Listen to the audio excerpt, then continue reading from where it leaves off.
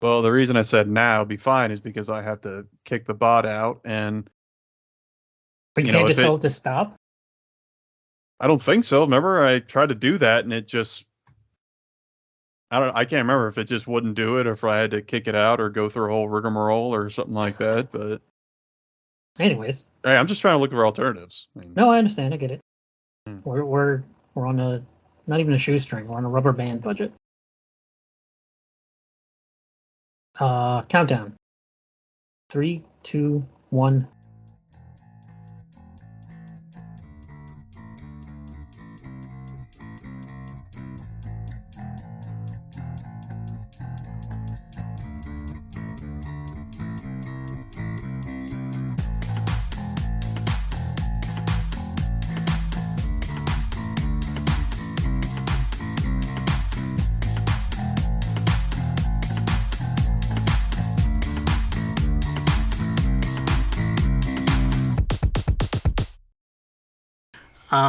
This is the internet's worst gaming podcast, especially today.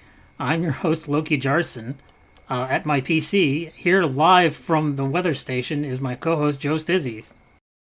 Yeah, Loki, it's this is Joe Stizzy here. I'm right in the middle of, well, there's no weather right now, but there are a few gray clouds, a little overcast, and in my case that means no internet. So we're actually talking to each other through your phone's Wi-Fi? Okay, sorry about that. I just got an update that there is a service outage, so it won't be restored for a couple hours. So I how I'm doing this is I'm talking to you through Discord on my phone, and there is a delay, but we'll try to make the best of it. And I think we're just going to make this a condensed episode. Yes, we had a longer show planned. We were, in fact, in the middle of recording a show when, I don't know, lightning struck your house and basically you lost all your shit. So this is some shoestring stuff here.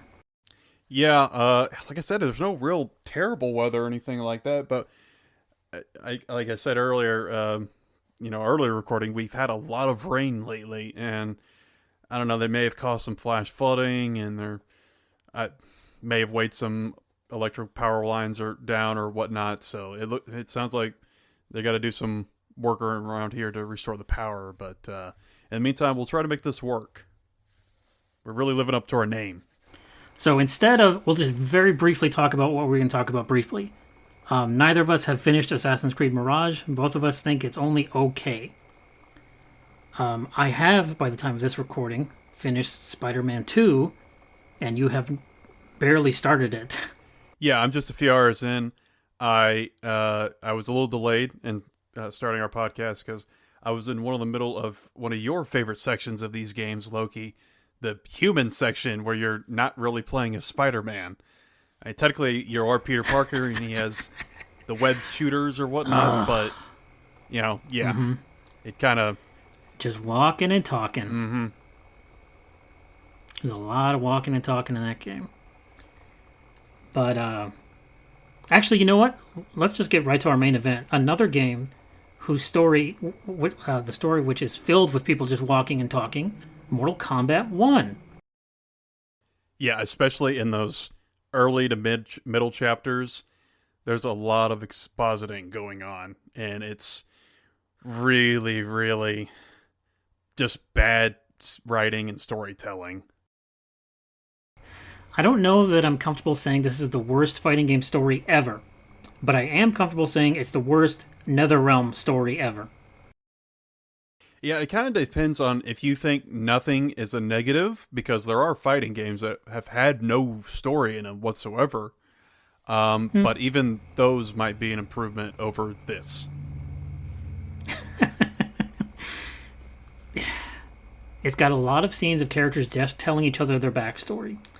And it's not like in this stupid rebooted universe where Liu Kang is the new Ultra God, but still creates the Elder Gods for some ass reason, still creates the Mortal Kombat tournament, still recreates his enemies and friends and lovers, but doesn't really change all that much. It's just like, okay, Johnny is still a failed actor, Kenshi still goes blind, Baraka still has gross teeth and claws.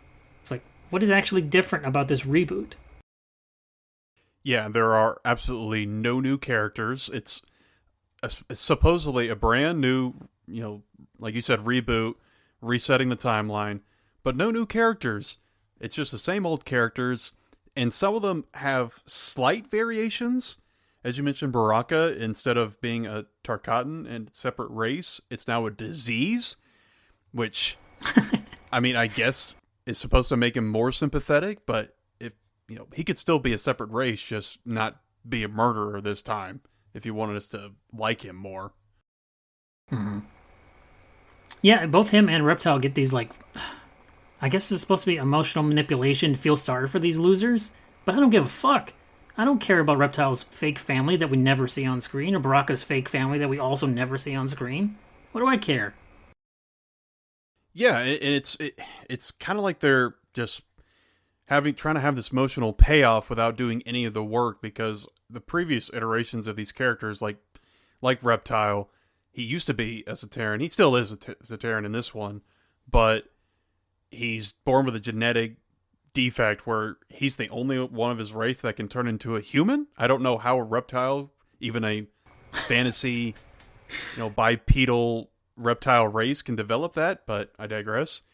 But the only mention of his family in previous Mortal Kombat games is just him trying to expand his brood and his species so they can take over Outworld. It's almost the same as like Baraka, as far as empowering the Tarkatans. So yeah, it's like they just talk about this family that we don't get to see and don't really know anything about, in order to try to just garner some sympathy for this new character that's not a bad guy anymore.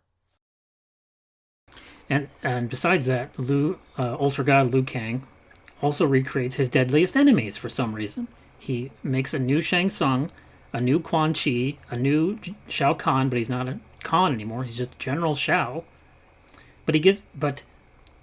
Well, except for Shao, there aren't really given degrees of power. He just makes them like peasants. He's just like, I'm going to make you alive again for some reason, but I'm going to make you a loser as like punishment for something that happened in an alternate timeline. Yeah, it's very strange. He sets it up so Shang Tsung is just kind of a down on his luck oil snake peddler in all intents and purposes. I think he banishes Quan Chi to work at a mine to slave away there, and he slaps some disease on Shao and makes him really sickly and weak when he's younger, and he has to overcome it and grow stronger and whatnot. It's actually kind of inspirational for General Shao, but yeah, it just seemed like it'd be more merciful on Liu Kang's part just to completely write them out of history. Don't even have them be a part of this new timeline. Instead, it's like he kind of he portrays this benevolent god, but he takes some sort of twisted pleasure in making his former nemesis or nemesis just totally miserable in his new universe. Before all the leaks, because there were a lot of leaks before the game actually launched, you and I speculated, I don't think on air, but we speculated that Liu Kang was going to be the real bad guy. Like, that was the twist. Like, all this power went to his head, and he's going to be the final boss. And we were kind of right, but not in the way the game thinks. Like, you and I both think, wow, that's really fucked up of Liu Kang. But the game doesn't think that. No, they're counting on the gamers' past feelings for the other counterparts in their previous timelines. Like, yeah, Shang Tsung and Shao Kahn and Quan Chi, they're all dickheads in the previous games, because they're bad guys, that's to be expected. But these new ones, they're not really anything like that. And to be fair, the game first starts off showing Shang Tsung, and he's trying to sell his goods to this village, and then this guy comes along and tells everybody that he's a shyster and that his potions don't work. And he's just kind of, like I said, he's just down on his luck, and he's not, at that time, he's not scheming some, nefarious plot or anything like that. He's just trying to make his way through the world. He's a liar, but he's not evil. Yeah, he's just a huckster. That's all he is. He's mainly harmless. But then he gets a visit from Kronika, or so we believe. Yeah, so through some timey-wimey shenanigans, we're just going to skip ahead. An alternate reality version of Shang Tsung visits himself, pretending to be the final boss of the previous game. Oh my god. Then, Yeah, God, this is so stupid to try to have to explain to somebody with no context. yeah, sorry, I was just going to say the subterfuge just seemed totally unnecessary on the old Shang Tsung's part, because he could just say, hey, there's multiple timelines, I'm you from another timeline, except I'm super powerful and super rich, and I'm a god, essentially, and don't you want to be that Yes. too? Here's how. Basically, yes. There was no need for the deception. They just wanted to have that twist of like, aha, player, you thought it was Kronika, but actually it's Shang Tsung in drag. It's like, why though? So, skipping a bunch of stupid bullshit, Liu Kang's final decision is he gathers up the multiverse Avengers, every single Mortal Kombat character there's ever been, and even a few squished together, and they recreate the scene from the PS2 game Armageddon. Everybody runs up the pyramid, and the final boss is Shang Tsung and Quan Chi again, and he decides to erase Shang Tsung from history, for real this time.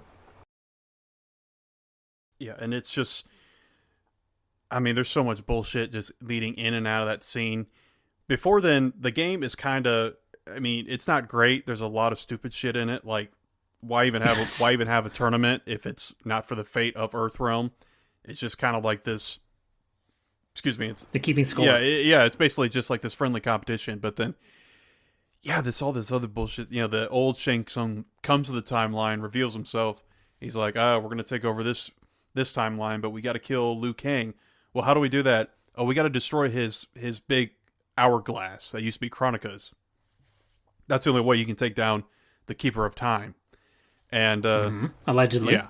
And it was so hilarious because in the game, you know, before the game, the events of the game, we learned that Liu Kang was the Keeper of Time, you know, after the events of Aftermath, the DLC from the previous game. And that's how he is able to create this new timeline. But he, you know, good guy he is, he decides to take it a demotion, a self-appointed demotion, and he just hands off all those responsibilities to Garrus and doing his own thing. But near the end of the game, when old Shang Tsung is threatening to tear the new timeline apart, Garrus goes up to Liu Kang and it's like, the only way to stop him is if you regain your powers as Keeper of Time. But be warned, if you do, you'll be an omnipotent god for the rest of time. And it's supposed to be, it's framed as this huge sacrifice on Liu Kang's part. Like, it's not him sacrificing his life and everything he loves and holds dear to save the universe, which would be a hero sacrifice. It's, no, you're going to be an all-powerful god, and you won't be able to, for some reason, just delegate or give away your powers again. You won't be able to do this thing that you already did again. That's basically what they said. Because he already gave it up. It's like, okay, I want it back. It's like, but then you won't be able to give it up again. Why? I already did once before, I can't do it again. By the way, I don't know if you had time, because we both rented this game, thank God. Did you have time to do any of the story towers, or did you see the tower endings for the characters? Because Liu Kang's ending is he dies. He says, I'm going to have to give all this power to Garrus. Garrus' ending is Liu Kang died, I have all the power now. Wow, I did not see that one. I only saw a few, but that sounded like that should have been in the main campaign. That should have been the story then. Give up the power. Every tower ending assumes the ending of the game, except for, I guess, Shang Tsung. In terms of, like, everything that happened in the main story happened, as opposed to MK11. MK11's tower endings were chosen character beats Kronika, becomes Keeper of Time. And that's how Liu Kang gathers what I'm just calling the Endgame Avengers. Where it's like all these winners from across the timelines who beat Kronika. It's like, so theoretically, there should be a universe out there where nobody beat Kronika, right? Couldn't you just bring back Kronika? It's the worst Michael Waldron, Doctor Strange, Multiverse of Madness nonsense you ever heard. It's horrible storytelling. Yeah, you're definitely right about that, and I'm just stupefied at the amount of people online, you know, people that we like and respect, that they just seem to love the story in this game. And I'm thinking it's more just pretty lights and keys jangling and all the other terms that, people use with the Disney Marvel movies now, where it's just like, hey, you remember this character? Look, it's Cyber Smoke, and look, it's Janet Cage. Oh, it's Sonya, but she's got a Kano eye. Wah! Yeah, and they did. Oh my god. Oh, and they brought back the combat kids, and just immediately Katana just slices them apart. And it felt so insulting. It's like, those are some of your best original characters, NRS. What are you doing? Treat them like I know it's Mortal Kombat. People die in a... Oh, don't worry. They'll be back in the DLC. It's fine. Yeah. If one will, so, as we know. Leaked. The other leak. There's a leaker on staff, by the way. Somebody at NRS is telling the public information secretly. But anyways, something maybe worse than the story is the actual gameplay. Because holy fuck, this game is broken as shit. There was, as of our recording week, a major patch that nerfed everyone, and I mean everyone, with the exception of Johnny Cage. It dicked with the stupid cameo system, which, according to leaks, this game was really going to be a tag game, but they changed it fairly last minute to an assist game, where instead of tagging in a partner, you just call up someone, they do one move, and then they run away. Yeah, before this game came out, there were some rumors and speculation out there that this was going to be another Injustice game, which would fit the pattern with NRS releases. It's been Mortal Kombat, Injustice, Mortal Kombat X, Injustice 2, MK11, and then naturally you think the next one would be Injustice 3, because there's actually some merit to the speculation, and some people think that the cameo system would have been a sidekick system. Which would have been perfect it made sense for a superhero game, and it just doesn't in a Mortal Kombat game. I don't know why they didn't go full in on a tag team system, which would have been much better and more fitting for a Mortal Kombat game. And there's no explanation, by the way, for how this works, like in universe, like in the actual video game, because most of the cameos are MK2 or 3 characters. Most of which were not on the main roster, but they were in Mortal Kombat 2 and Mortal Kombat 3 back in the friggin' 90s. But there's no in-universe explanation as to why those particular ones are there. They just are. Yeah, because in the story, if you get a cameo character for a fight, it's usually just another one of the characters that's usually on the main roster that's also part of the story scene. So they just help you out in that fight. There's none of the MK2 Kano or MK1 Scorpion helping you out, which... Honestly, I thought they would have done with a story with converging timelines. I thought they would have said, "Oh, hey, it's two Scorpions from two different timelines, and now they're helping each other out." That actually kind of would have made sense a little bit. The other new thing they did that replaces the crypt, where you unlock stuff, is called Invasions, and it sucks on toast. Imagine a tower, but instead of between every fight loading, it's like 10, 20 seconds. It was like a minute, and every round was just one round. Every fight was one round. It's like, and you're on this giant board, and you're a little Mortal Kombat character running around from node to node. And it's like, all right, I'm at the next node. Fight, 30-second fight. All right, next node. Yeah, and that's the game. Yeah, going between the nodes took longer than the actual fights, and it was allegedly, by the way. With this last update, they increased the running speed between nodes. Oh, thank goodness. But yeah, and every fight felt like it was the same, because most of the enemies had armor, which was super annoying. And if they wanted to make the fights more difficult and draw the fight time out, just make them 2 rounds. Don't just make them 1 round and then give them super annoying armor just to sort of pad runtime. It was so stupid. There's a lot of padding. It's even stupider because now they have an elemental damage and resistance system like fucking Pokemon. Literally, in Mortal Kombat 1, there's a chart. This character does magic damage. That means they're weak to blood. This character does ice. That means they're strong against fire characters. In a Mortal Kombat game in 2023. Yeah, it made no sense because it wasn't even necessary for 99% of the fights.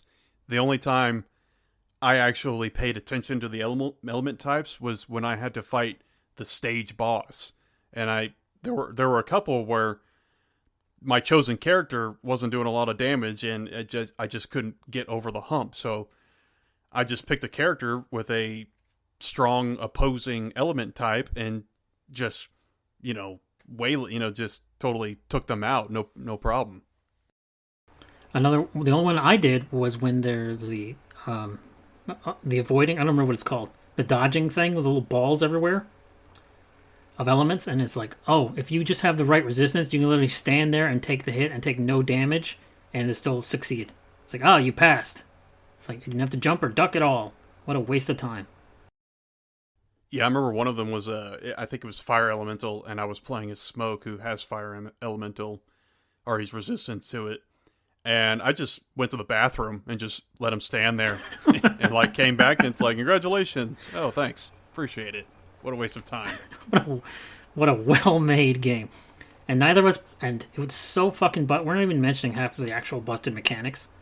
But it's so fucking broken. Neither of us played online.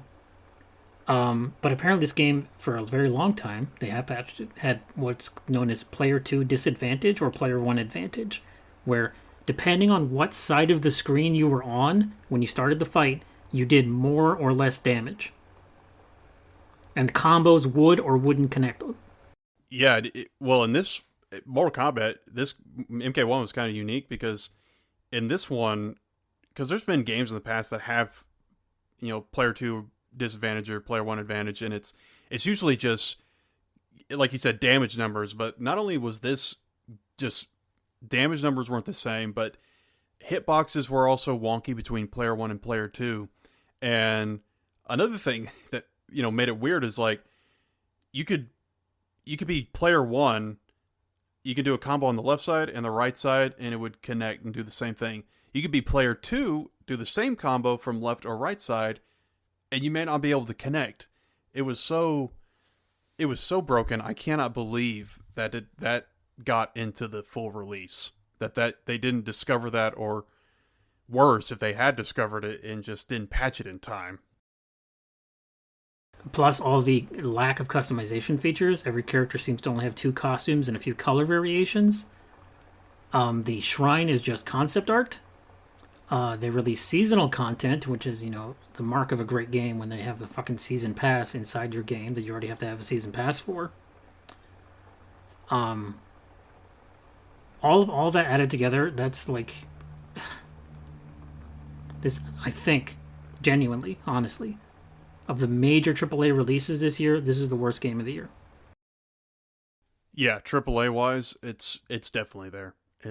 As far as the customization go, it's funny because I like the full customization of Injustice 2. I liked being able to change everything on my character, be able to customize every single piece and mix and match and what have you, use transmog, different color palettes and whatnot.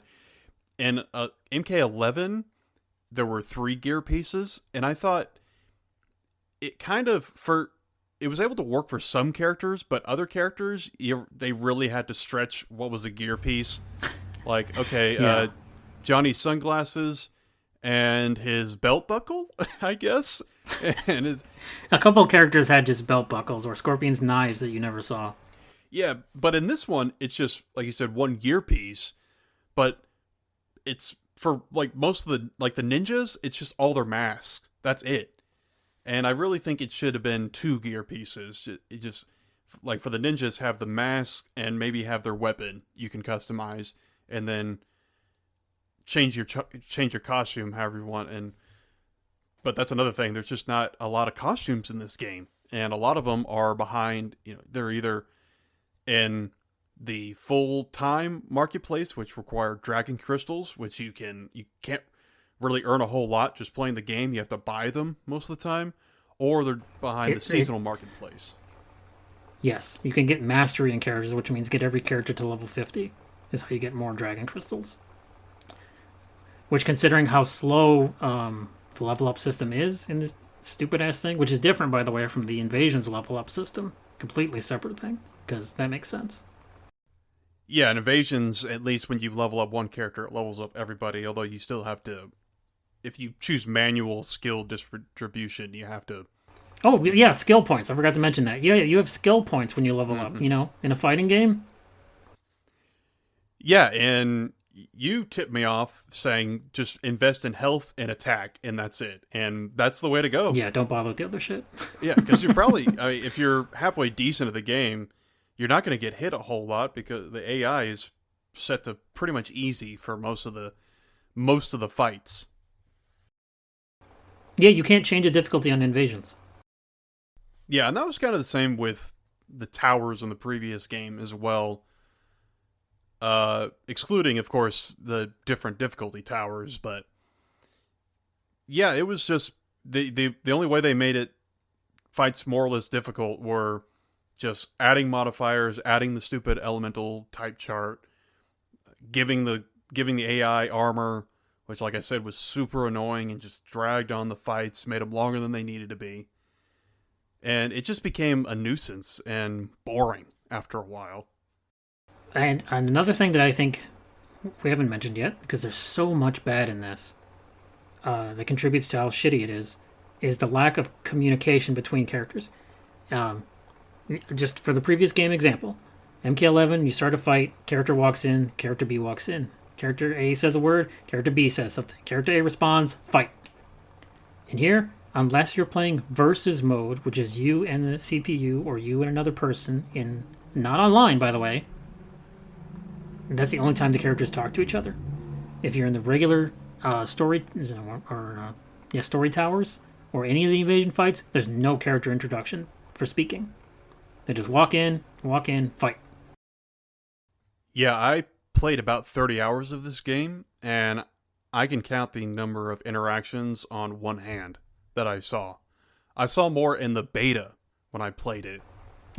Because it was all versus. Yeah, it was all versus. That's the only time you ever see them, and some of them are okay. But I don't like just the one line fight. I like the format that you laid out. The back and forth, and then fight, because there was always different interactions depending on who got to speak first, and it was really fun. A lot of them were really fun, and they added some background info on the characters or what was happening, and it was great insight into these characters and their relationships with each other, and they were a lot of fun, and it added more to this world, the lore, and the characters in it. But it's like they just couldn't be asked to do it in this game. It's just kind of like, whatever, just throw some lines in. Nobody's going to hear them. It'd just be in verses, so no big deal. We don't need to hire professional voice actresses for Natara. Let's just get any old lady. Whatever. Megan Fox, you can do it. Sure. Fuck it. You don't need coaching. Just read these words. She was so bad. She was so bad. Do you think she was better or worse than what's her face from the previous game? Ronda Rousey had one really good scene where, spoilers for MK11, early on when Sonya dies. That bit is pretty good from both her and I can't remember the name of the lady who plays Cassie in that game. But that back and forth is really good. Most of the acting in MK11 is really good. Most of the acting in MK1 is crap because I don't care about any of these characters. Yeah, they got some of the usual ones to reprise the roles for the characters. Like, I know they got the same guy who does Johnny. I think his name's Carlos something. I can never remember. It sounded like the same dude for Liu Kang in between games, and Geras. And what's her name? Tara something for Katana. She's good. She's been around a lot. Most of them there are professional voice actors, but yeah, it seemed like their performances were subpar for the most part. Or, their material was shit. Like, the dialogue in this game is appallingly bad. Even in the story mode, it's awful. Not just the characters telling each other their backstories, but just like in the introduction when they're in the fighting, you go to Outworld or whatever. Which, by the way, they merged Outworld and Edenia. It's all now one big damn thing. It's got 80 races in it. And it's like, oh, it has begun. Mortal Kombat. You're now going to face Li Mei. Here's what she's good at. I will beat you. It's like, nah. And she loses. Like, oh, I'm sad that I lost. All right, now you're going to fight. It's just fucking paint by numbers game. Did you know everybody hates Li Mei? Do you know that she let the previous emperor die? Do we mention how much everybody hates her? Yeah, it's terrible. Hey, did we mention that Melina has a horrible Tarkat disease? Oh, we can manage it though. Probably forever. She just breaks out and then we inject her and then she goes back to normal. And that she's in love with her bodyguard, which I don't know why she needs a bodyguard because she can take care of herself, but I guess she is royalty, so it's not good. It's not really good. Like you said, the material is terrible in this game. The writing's awful. I feel bad for some of the voice actors.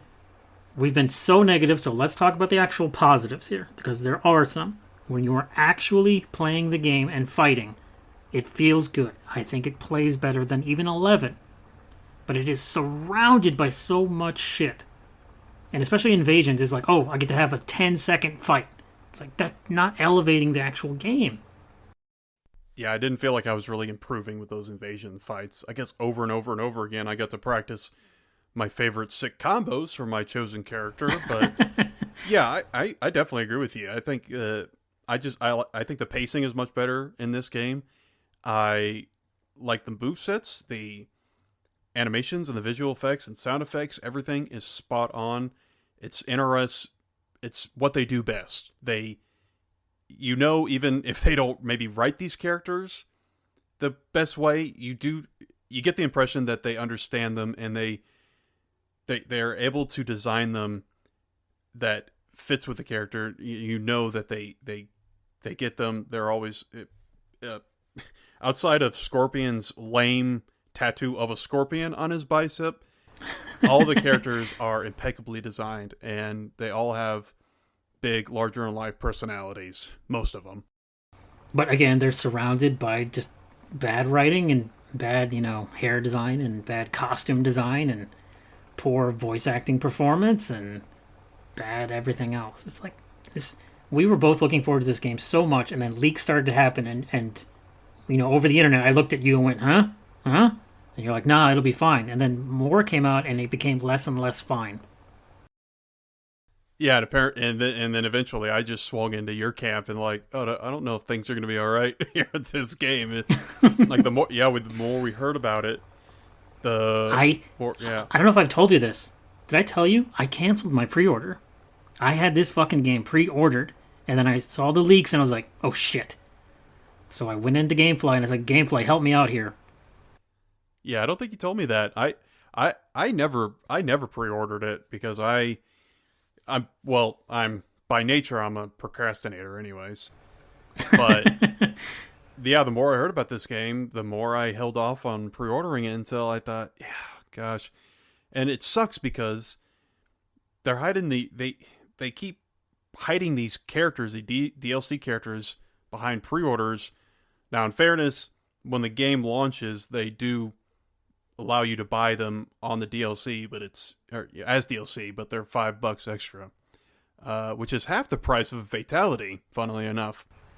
Which is a whole. Oh yeah, that's the other thing. This week came out literally one Fatality because spoilers for when we're recording this, the week of Halloween, but yeah, they added a Halloween Fatality that cost 1,200 Dragon Crystals, which is equivalent to $12 US. It's highway robbery. It's so absurd. I can't believe it. Nobody likes it. For the record, a character costs $5. An entire DLC character costs $5. Mm-hmm. Yeah, in their DLC pack 1, I think is $40. So yes, and that's 6 characters, which I still personally think is too much, even for that many characters. And 6 cameos. Of course, yeah, and 6 cameos. Still overpriced, in my opinion. But you're telling me that a Fatality is worth a quarter amount of 6 characters, 6 cameos, and all their fatalities that come with them? And plus, as I said this to you off air, but it's a Halloween Fatality specifically, which means there's going to be probably not Thanksgiving, but a Christmas specific Fatality and a Valentine's Day specific Fatality, and they're all going to be 12. Yeah, unless they finally get their heads out of their asses and reprice them. Not even. See, but even that sounds stupid. The big argument online. I'm sorry, I was just going to say. The big argument Fatality online shouldn't even cost money. That's ridiculous. Sorry, go ahead. Is NRS to blame or is it Warner Brothers? Warner Brothers, as I'm going to quote someone here, I won't say who I'm quoting, America's dumbest company. They've made a lot of really stupid business decisions the last few years. This appears to be another one of them. The Suicide Squad game that was supposed to come out this year has been infinitely delayed. Who the hell knows when that's really coming out? So they were kind of counting on Mortal Kombat 1 to carry them. And it really appears they rushed this 4 months early.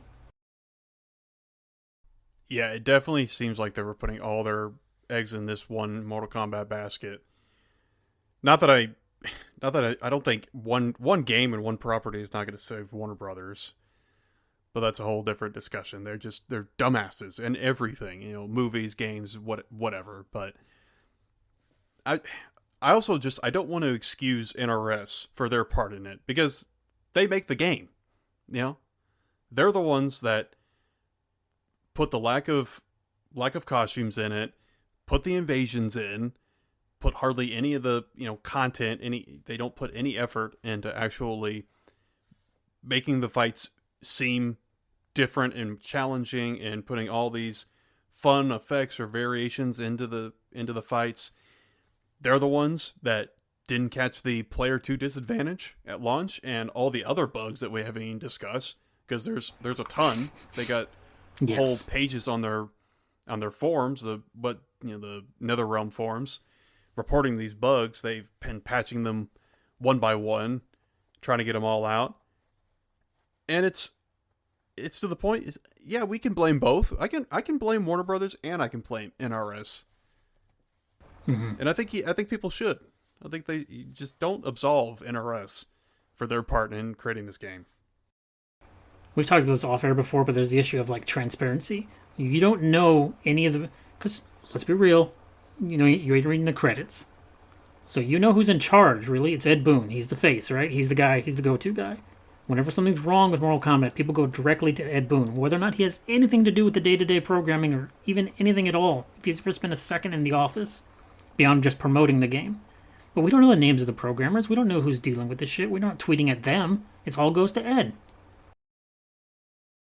Oh, and I'm not saying it's we should be banging on their doors and demanding an apology to every single person that worked on the game. It's mostly the managers. They're just doing their job. All those animators and whatnot. But it's not just middle management. Ed Boon, like you said, I think he's just a front man for the studio now. I don't think he's not doing any actual design work or something. I don't think he has been for a very, very long time. He may throw some ideas out during when they're storyboarding or coming up with the costume designs or what have you, or new character designs. But not that they came with new characters in this game. But yeah, I think he's just basically just upper middle management, if that's a thing. But as far as sales, they haven't actually released any numbers. It was the second best-selling game of September, behind Starfield. So it did very well. We don't know how well yet. They haven't given us an actual number yet. I imagine it will make a lot of money. So that was the plan to do, and it seems to have succeeded. I wish their plan was to make a good game first, but that would have been nice. And I think it would have done much better, and word of mouth would have gotten around. And I didn't really look at the reviews. I don't check out. I don't subscribe to a lot of publications, but from major publications, I can tell you they were all overwhelmingly positive. I had to search to find a negative, and I didn't give a fuck until I started actually playing the game, and I was like, "What do people rate this?" After the fact, because I don't care. But then I started seeing just 8s and 9s and 10s, and you couldn't ask for more, and it's the best Mortal Kombat ever, and the best story, and the best fights. It's like, fucking hell. Don't trust journalists, everyone. That's a good lesson for any entertainment medium, not just video games. Even not entertainment, even news medium. Don't trust journalists. Yeah, exactly. Just in general. It's not even the best Mortal Kombat game in the NRS era, I wouldn't say. No. I'll put 10 and 11 I'll put 10 above this. 11, we can have an argument. I would put 9 and 10 over this. I think 9 is better. I think 10 is definitely better than this one. I think it's still better then 11. And I did like 11 for the most part, but the action was slow. And that story also sucked. It wasn't. It sucked for a different reason. Yeah. It was just plain old bad writing, bad dialogue, and just a super uninspiring villain. I never really was. It was an acceptable level of bad as opposed to an egregious level of bad that we are here now in MK1. Yeah, Chronica just never felt like a Mortal Kombat villain to me. She felt more like a Marvel villain. And I just don't think she really fit. And her whole existence just screwed up everything. Screwed up the timeline. No pun intended. Because this game, Mortal Kombat 1, ended up not being a reboot, but it was a sequel. And we didn't really discuss the false marketing that NRS and Warner Brothers kind of stated during their campaign for this game, because all the advertisements were telling you this is a reboot. It's a new timeline. It's new beginnings. All that. It's a new era. Exactly. But it's when you play the game, and then you realize, oh wait, it's old Shang Tsung from the Aftermath DLC. He's the one that won at the end because you had a choice at the Aftermath, play as Liu Kang and Shang Tsung, and whoever you chose won the fight and ruled over the timeline. So it clicks at that moment when you're playing, like, oh, this is a sequel then. This isn't a reboot. This isn't a total clean slate. We got problems from the old timeline coming in here. And how do we fix it? Well, we just go to all these other infinite number of timelines, which we didn't know existed until 5 minutes earlier, but now we know they do exist. This is something I've learned from Doctor Strange 2 Multiverse of Madness. People don't understand what the word infinite means. If you have infinite anything, you have infinite everything. In the infinite Mortal Kombat timeline, there are infinite evil Shang Tsungs with infinite power. There are also infinite Liu Kangs with infinite power. You decided in the infinite multiverse there was actually only one. The same stupid-ass problems of Doctor Strange Mom. The same bad writing ideas. It's like, you don't know what you mean when you say multiverse. Which is why multiverse stories are always shit. And it kind of... See, MK11, it created this problem because you didn't even know it was supposed to... At least I didn't. I didn't know it was supposed to be timelines. I thought what Chronica... She was basically like merging the past and the future, which is a little different than parallel universes. Right. But when the Aftermath DLC, since they gave you that choice at the end of it, they split it into two. But again, when you're playing it, you think, okay, this is just kind of a fun, hey, look, you can pick Shang Tsung and he rules over the universe and all that. Yeah, a what-if scenario. Yeah, so it just felt like a non-canon ending. Like it felt like an arcade ending, or what used to be the arcade endings. Just fun, tower. Yeah, just a fun little what if. But no, it turns out with the revelation in this game that it is canon. It is a separate universe, and not only is there another second universe timeline, there are who knows how many more. They never they never I don't think they outright say there's infinite, but they imply that there's infinite. Yeah. There's at least, how many characters on the roster? 18? There's at least 17 others. You're right, because all the different, what are they called? The Keeper of Time versions of the characters in MK11 start showing up. And some of them help Liu Kang, some of them don't. And you think they would all be equally matched in strength, but it still just boils down to Liu Kang versus Shang Tsung with these two timelines. And I'm sitting there thinking, okay, what if... I can't remember, does Quan Chi, Keeper of Time, show up? Because... No. because that would have been really interesting if he showed up or the Shao Kahn version showed up. And I liked reading online. People were saying, "Oh, there wasn't an Aaron Black one because in his arcade ending 11, he destroys the hourglass, so there's not a Keeper of Time version of him." And I thought, okay, well, not all of them showed up, because they didn't want to port their models over to this game. Yes. It makes no sense that a Quan Chi Keeper of Time would exist because Quan Chi died in 10. But they don't give a fuck. No, and that's another head scratcher. Why Liu Kang would even allow Quan Chi to come into being in his new timeline? It just seemed like he was asking for trouble the whole time with the way he ran things.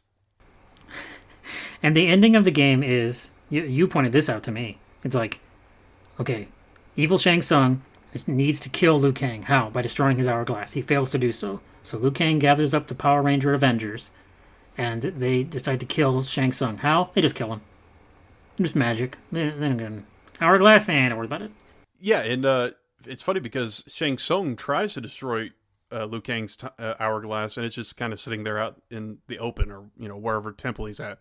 And in maybe one of the worst sequences in the whole game, where 4 people are shooting magic beams at each other. Meanwhile, you have a side fight with fucking evil Garrus. Yeah, you had evil Shang Tsung just have a generic energy beam blasting the hourglass, causing it to crack, destroying it, and instead of one of the other Keeper of Time good guys to tackle him, stop him, punch him, do whatever to keep him from doing it, what do? They shoot their own energy beams at the hourglass to mend it. And then more bad Keeper of Time show up. They start shooting their beams at each other to break it. And then more good ones show up.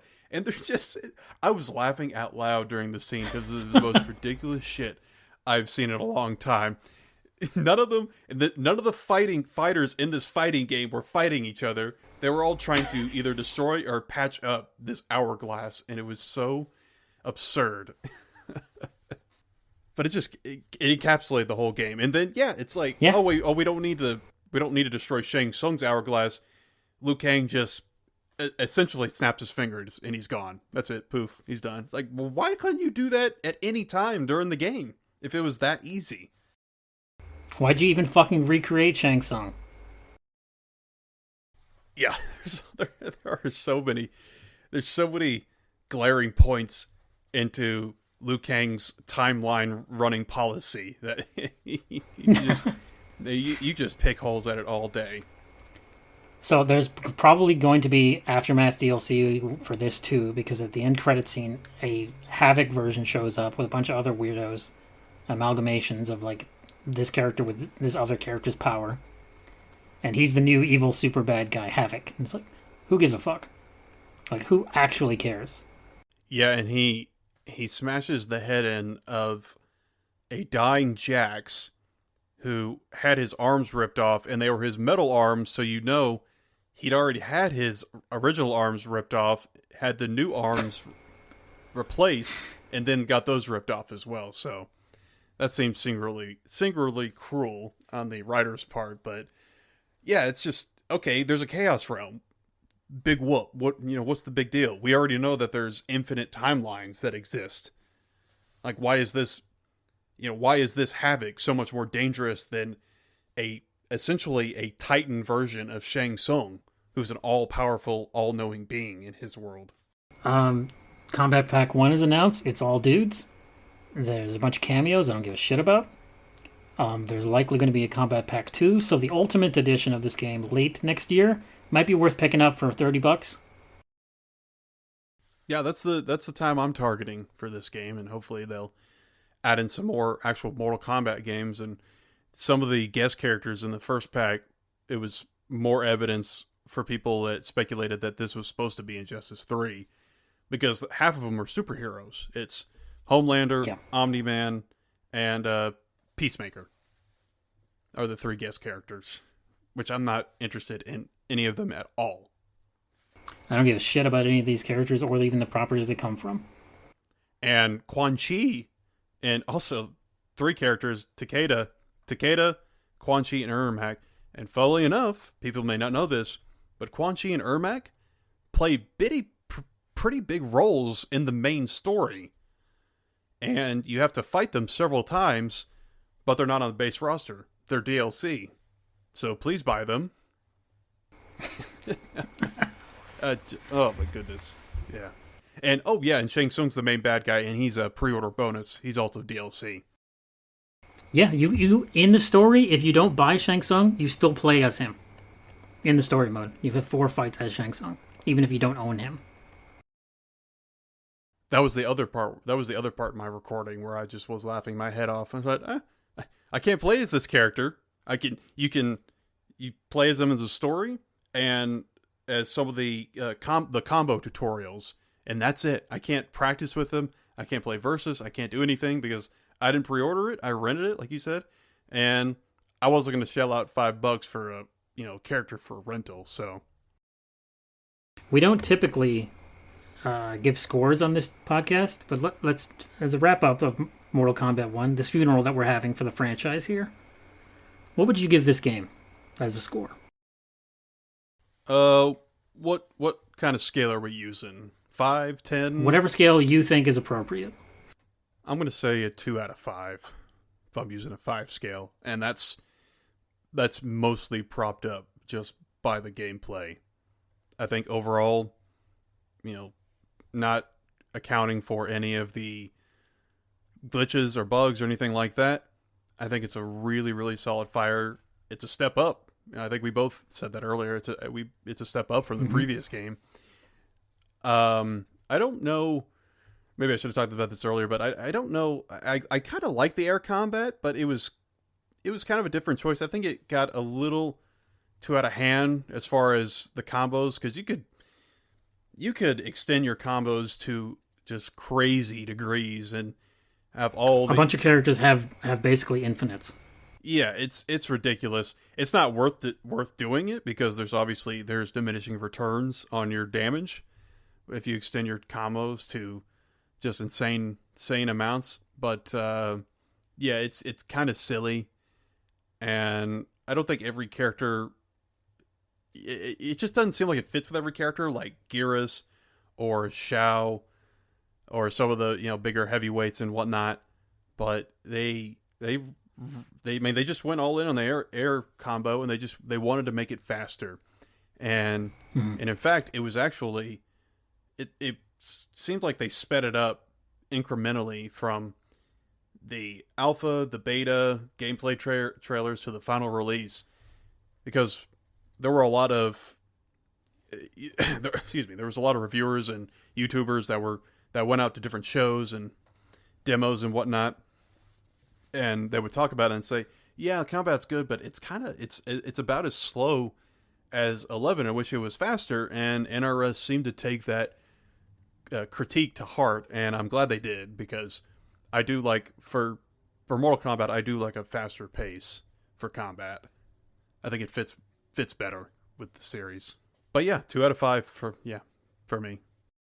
I would have given it a 2, but I had a hard crash in this game, a soft reboot on the game, and several times I got kicked out of playing Invasions because I disconnected from the server, because Invasions isn't always online mode, even though it's single player only. So this is a 1 out of 5.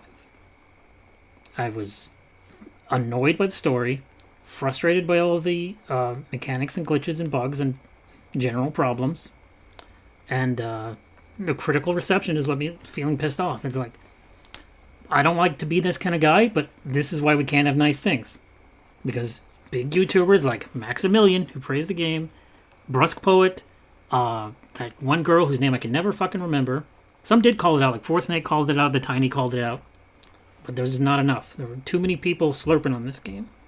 And it sold very well, and here's my catchphrase, and no lessons will be learned.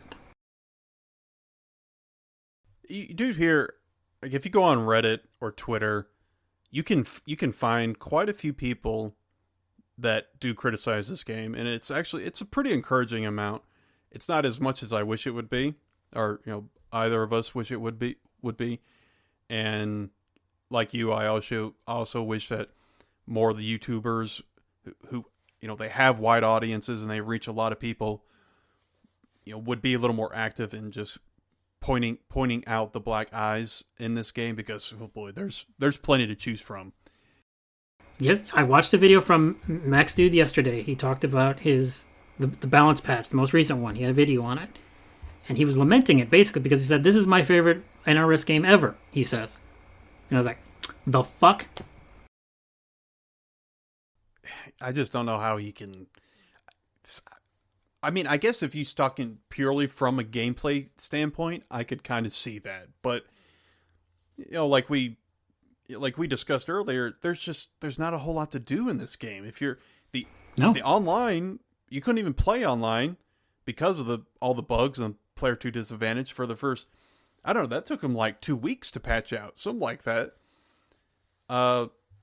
So and the story takes a few hours. I think I beat it in like 3.5. Invasions is a little longer. I think it took me. I did all the stages. I think Invasions took me a grand total of about 8 or 9 hours. But I wasn't. By the end, I was just finishing it for completion's sake. At that point, I had stopped having fun a long time ago, and I practiced with all the characters. Got to do like to see how they feel. I didn't do any of the towers because I just wanted to get it in the mail. But yeah, there's not a whole much to sink your teeth into besides that for this game. So I just don't feel like it's very content poor. Yeah. I just don't think it'll have a lot of legs, and it won't have a very long life. At least for the casual gamers, which is what they're trying to appeal to with their focus, or quote unquote focus on good storytelling and a more engaging story. It's something we talked about off air before, but like this is the Western fighting game. It's like Japan has Street Fighter #1, obviously. I put Tekken probably #2. King of Fighters is a very distant third. But those having played Street Fighter 6 and King of Fighters 15, those are very solid, very well done fighting games with their own set of issues. And Tekken 8 coming here in January.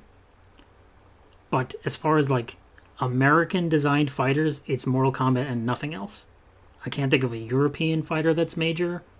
There's a handful of what's derogatively called 2D anime fighters out there that are, marginally popular. But for casual audiences, the Call of Duties, the Maddens every year, it's Mortal Kombat and nothing else.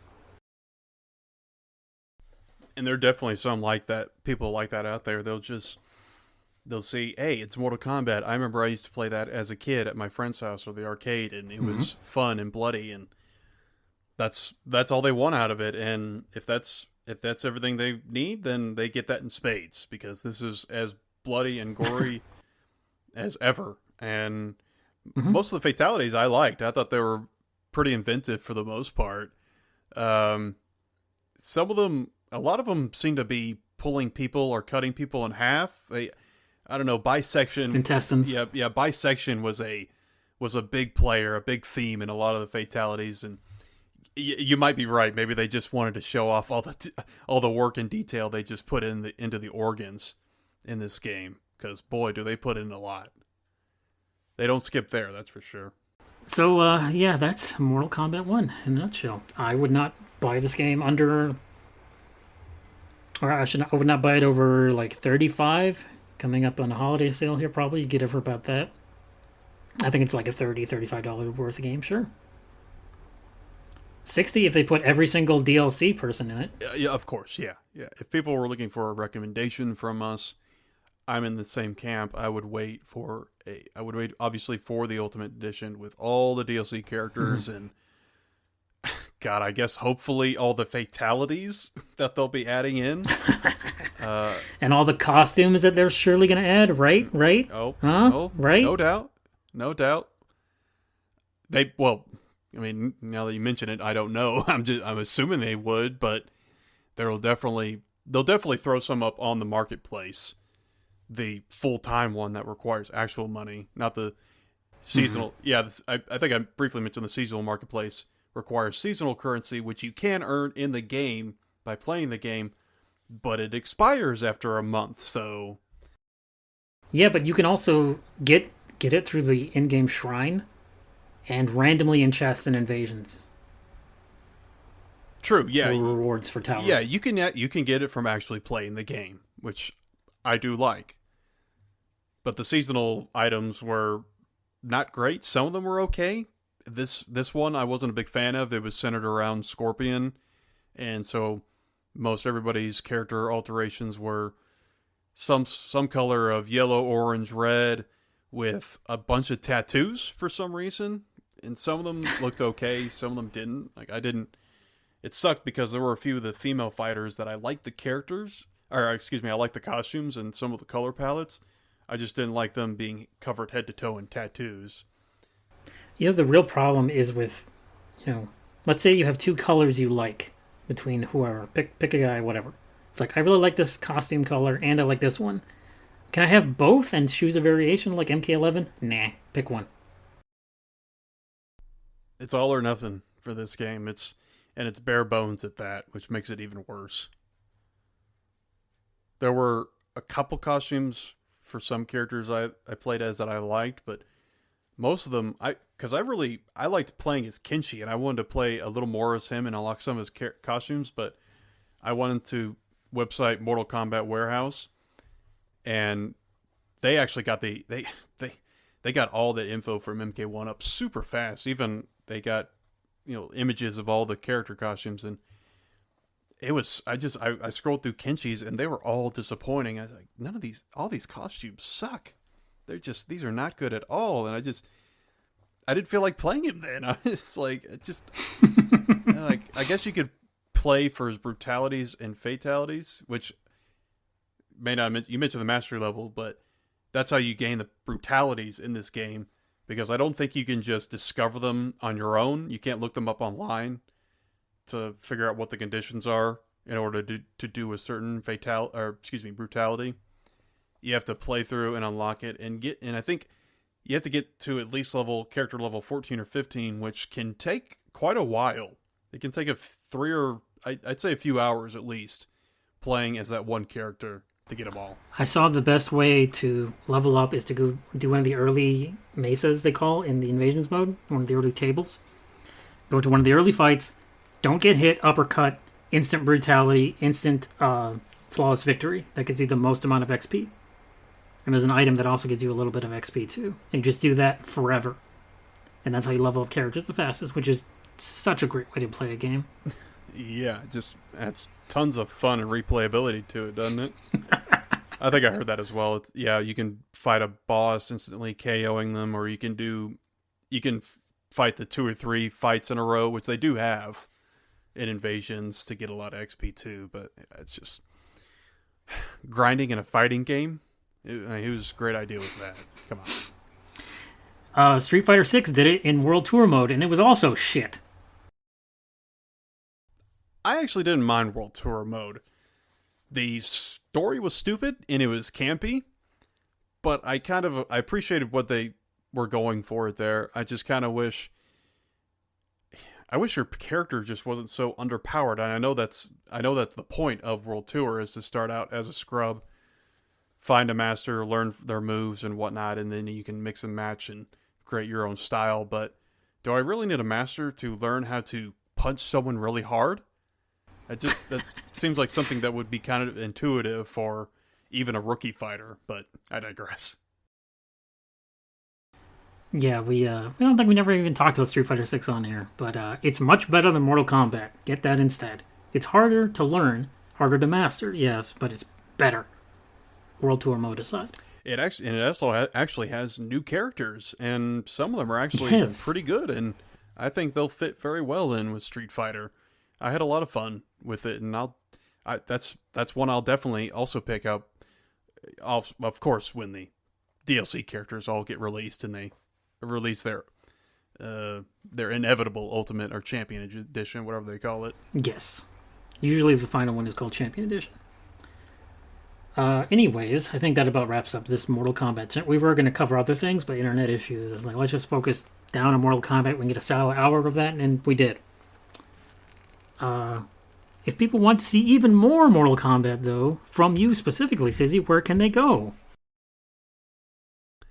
Well, they can go to my YouTube page. Yes, I've dipped my toes into the world of YouTube, and I think you can just search my name. Just search Joe Stizzy.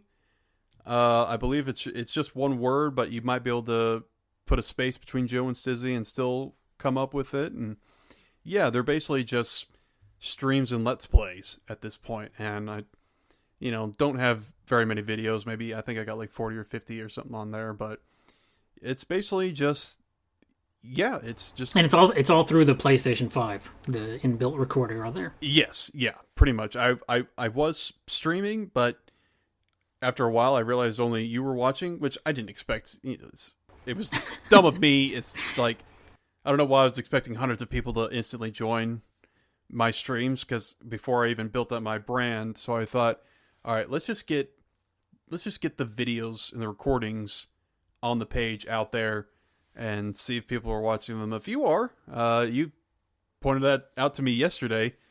Some people, Yes, because I'm way behind on Assassin's Creed Mirage. I haven't really been keeping up with your Assassin's Creed Mirage videos, but somebody's watching them. yeah, and I'll hope to get that out. May not be. I'm kind of busy rest of tonight and tomorrow, but hopefully by Monday I'll have completed Mirage and put up the rest of those Let's Plays of that game, and kind of. But the Mortal Kombat one story mode is in full there. Yeah, it's just basically 4 parts, including the initial stream. Or I think I streamed the latter part of the game, because the first 2 parts, I think you're in it as well. I'm in the first video or the second video. Very poor audio on my part because it's in a fucking PlayStation party, and I'm in the chat of the final video. That one I caught live. Yeah, and that was a lot of fun experiencing that with you. But yeah, you can definitely check me out there on YouTube, and also on Twitter at @TheJoeStizzy. I am on X at Loki Jarson. Don't call it that. I know that's his name, but I call it. It'll always be Twitter. Yeah, same. This podcast you're listening to here is available on where you're listening it to, including Twitter directly, Spotify, Amazon Music, and the other one, iTunes. There you go. I remembered. Thank you for listening. I'll see what I can do with this audio. Goodbye. Yes. Thank you. I'll take care.